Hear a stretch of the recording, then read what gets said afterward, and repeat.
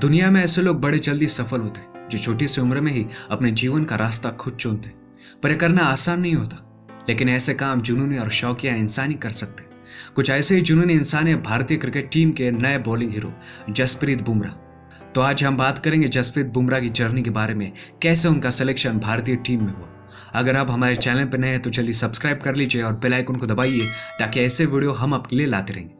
जसप्रीत बुमराह का जन्म 6 दिसंबर 1993 में अहमदाबाद, गुजरात के एक सिख परिवार में हुआ था। उनके स्वर्गीय पिता जसप्रीत सिंह बुमराह एक बिजनेसमैन थे जो केमिकल फैक्ट्री चलाया करते थे और मां दिलजीत कौर निर्माण हाई स्कूल अहमदाबाद की प्रिंसिपल है।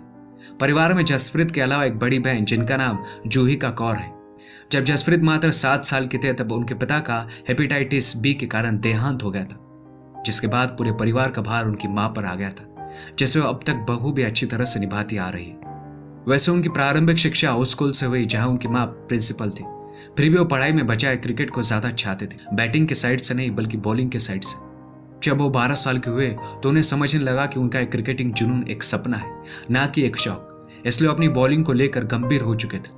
दिन रात घर पड़ोस, स्कूल, कॉलेज और सड़क गली, जहां भी उन्हें थोड़ा सा भी जगह मिलती वही वो बैग से अपना बॉल निकाल कर शुरू हो जाते। बॉल दीवार या जमीन से टकराती, ऊपर उछलती और सीधे जसप्रीत के हाथों पे चिपक जाती, जैसे लगता हो कि उनके दूसरे तरफ कोई मंझा हुआ बैट्समैन है जिसकी प्रैक्टिस की जिम्मेदारी उन्होंने ले रखी। ऐसे घटना को याद करते हुए जसप्रीत की मां दलबीर कौर बताती है, गर्मी का मौसम था, मैं थोड़ी आराम कर रही थी। जसप्रीत बॉलिंग प्रैक्टिस कर रहा था। बॉल उसके हाथ से निकलती, दीवार से टकराती और फिर उसके हाथ में आ जाती। पर इसके बॉल के टकराने की आवाज में मैं परेशान हो रही थी। मैं उसे बाहर भी भेज नहीं सकती क्योंकि चिलचिलाती धूप की दोपहर थी।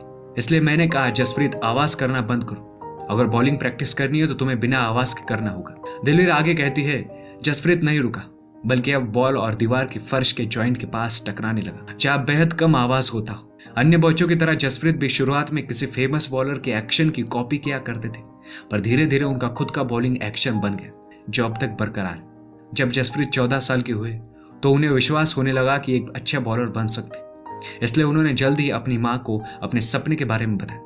पर मां चाहकर भी उन्हें मना नहीं कर पाई, क्योंकि कुछ दिनों पहले उन्होंने अपने स्कूल के बच्चों को बताया था कि सबके पास कुछ ना कुछ बनने का एक सपना होना चाहिए, जिसको सपोर्ट करना हर पेरेंट्स का कर्तव्य होता है।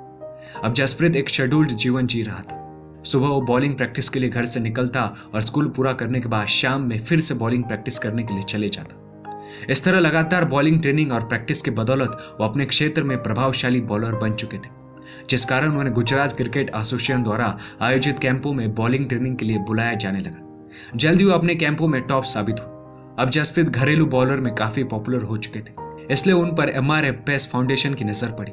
ये वही बॉलिंग संस्था है जहां ग्लेन मैकगार्थ जैसे दुनिया के बेहतरीन बॉलर्स भारतीय बॉलर्स को तैयार करते।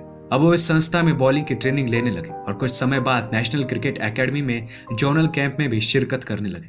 जसप्रीत बुमराह को जल्दी गुजरात अंडर 19 की टीम में सेलेक्ट कर लिया गया। अगला मैच बैटिंग फ्रेंडली पिच वाले राजकोट में था। इसके बावजूद उन्होंने धमाल मचाते हुए पहले ही मैच में 7 विकेट लेकर बैट्समैन की नींद हराम कर दी थी।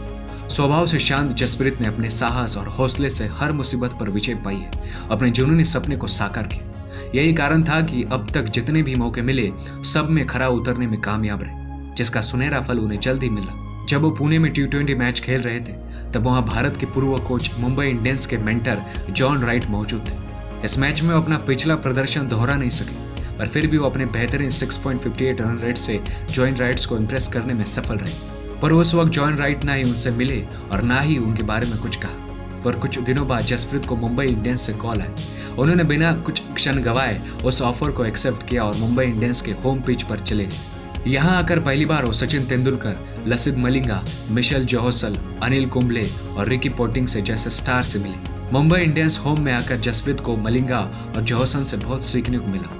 कुछ दिनों बाद 2013 का सीजन स्टार्ट हुआ और जसप्रीत बुमराह को रॉयल चैलेंज बैंगलोर के खिलाफ डेब्यू करने का मौका मिला। इस डेब्यू मैच में जब वो बॉलिंग करने आए तो उनका सामना इंडिया के बैटिंग स्टार विराट कोहली से हुआ। विराट ने उनके शुरुआती बॉलों पर लगातार 3 चौके लगाए।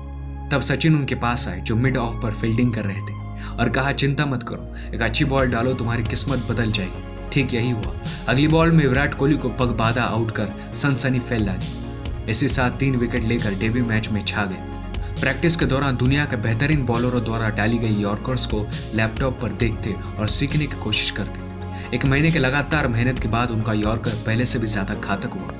बहरहाल आईपीएल में अच्छे परफॉर्मेंस के कारण जसप्रीत बुमराह को गुजरात की ओर से list A first class T20 match में डेब्यू करने का मौका मिला, जहां उन्होंने क्रमशः 0-4-1 विकेट लेकर शानदार डेब्यू किया। उनके डेब्यू की खास बात रही कि उनका रन रेट किसी भी मैच में 5 से अधिक नहीं रहा। शानदार डेब्यूज का साल बीतने के बाद 2014 में वो घुटने के दर्द से परेशान रहे। दरअसल दिलीप ट्रॉफी के एक मैच में उनके घुटने में गंभीर चोट आ गई थी, जिससे उन्हें अपने घुटने का सर्जरी करना पड़ा। पर वो इस एक्सीडेंट से कुछ समय के लिए टूट चुके थे।